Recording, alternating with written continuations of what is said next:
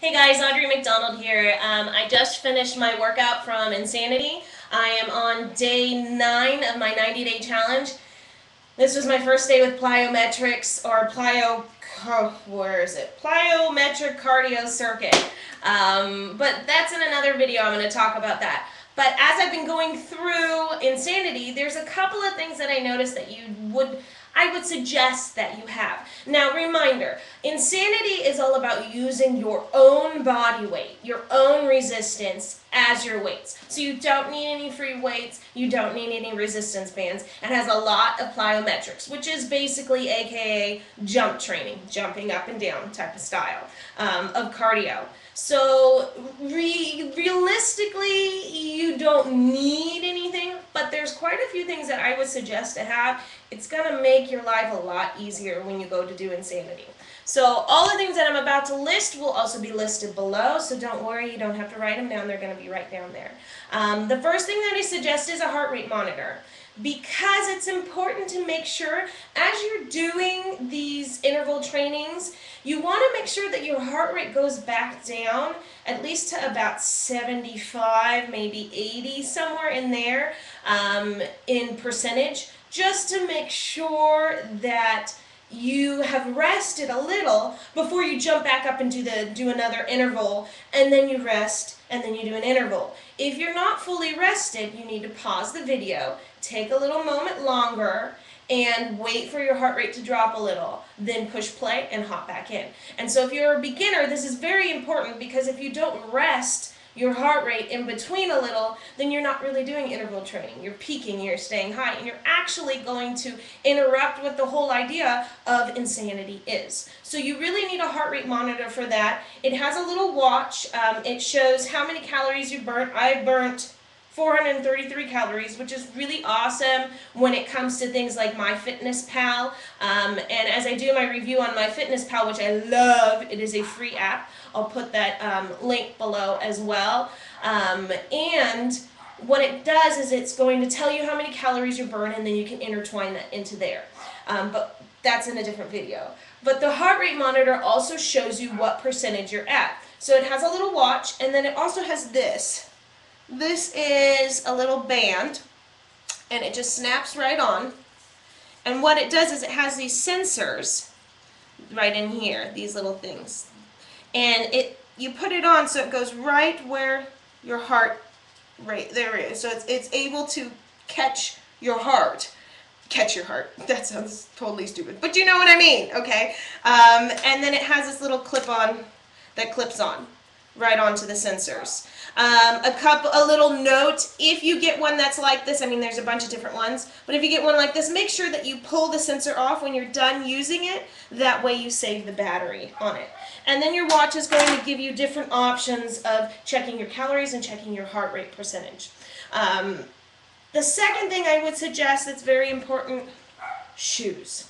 I personally like these because with plyometrics, I have really wide feet, and these are really flexible, and they're super soft, super light, and soft. Yeah, soft. And they're super light. So they're really flexible. These are Reebok Real Flex. I got them on sale too, so I actually bought 2 pairs. I have a black pair, and then I have, I'm not holding up my foot, these really cute gray ones. I wasn't sure about it because before that I had used Asics, and I really liked Asics, but I found that I get the same amount of support and spring from the Reebok, but they're way lighter. And when you're doing a lot of jumping, man, the weight of your shoes does actually make a difference. The third thing I would suggest is a mat. Now, there's 2 options. I have here, if you can see, I've double rolled it. I have 2 yoga mats because I actually have like 5 yoga mats. That's a whole other story, don't worry about it. But I put 2 yoga mats together, and that's what I jump on. So it's really important to make sure that you have something springy, so that way as you're jumping, the impact of your legs and on your knees and on your ankles isn't hitting cement if you're working out in your garage, or if you have tile floor, anything like that. Even on carpet sometimes, it's nice to have an extra cushion. So you can either do two yoga mats, but if you're going to go out and buy something, I would suggest you just don't pay twice as much. Just get a plyometrics mat.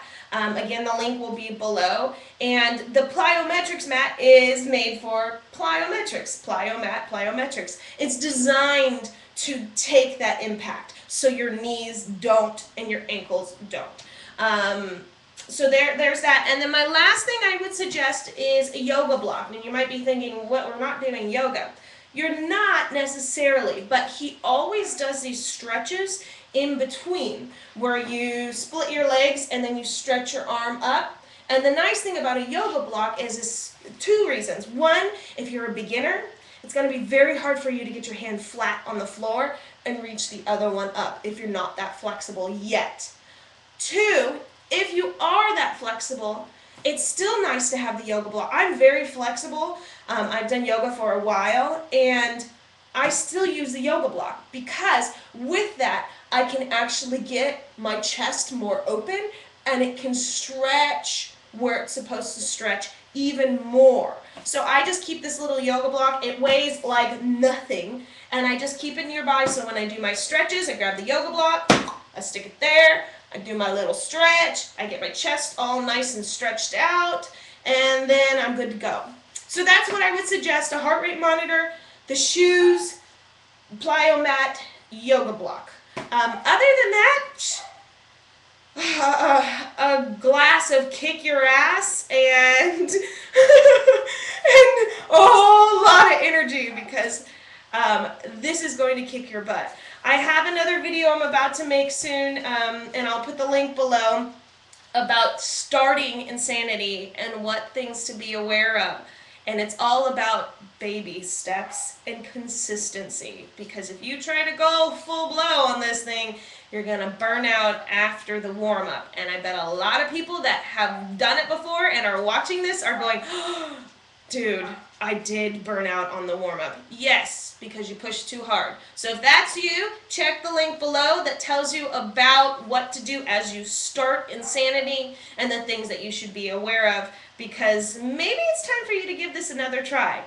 Also, just to plug, I do 90-day challenges, so if you're ever interested in doing a 90-day challenge with Insanity, or maybe with something a little easier, and you want a team of 5 other people online to support you and to push through this and get you that body that you wanted in 90 days, just like I'm on my 9th day, I would be more than happy to coach you through it. Or if you just want free coaching, I'm a free coach. So go on ahead, check out my website, and or comment below and let me know. And ding ding ding, don't forget to subscribe. All right, bye guys.